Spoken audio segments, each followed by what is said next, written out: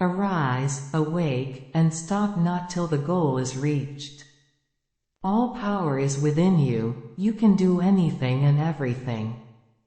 Take up one idea, make that one idea your life, think of it, dream of it, live on that idea. Let the brain, muscles, nerves, every part of your body, be full of that idea, and just leave every other idea alone. This is the way to success. Stand up, be bold, and take the blame on your own shoulders. Do not go about throwing mud at others. For all the faults you suffer from, you are the sole and only cause. The greatest sin is to think yourself weak. In a day, when you don't come across any problems, you can be sure that you are traveling in a wrong path. Do not wait for anybody or anything. Do whatever you can. Build your hope on none. Take risks in your life. If you win, you can lead. If you lose, you can guide. Everything that is excellent will come when this sleeping soul is aroused to self-conscious activity.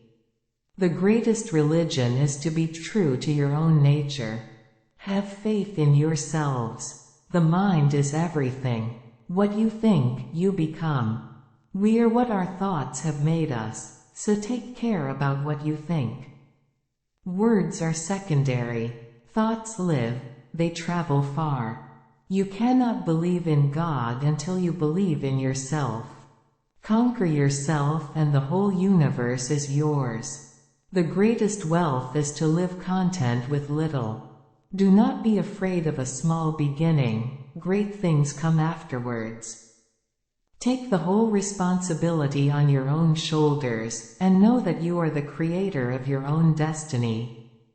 The only true teacher is he who can immediately come down to the level of the student, and transfer his soul to the student's soul and see through the student's eyes and hear through his ears and understand through his mind.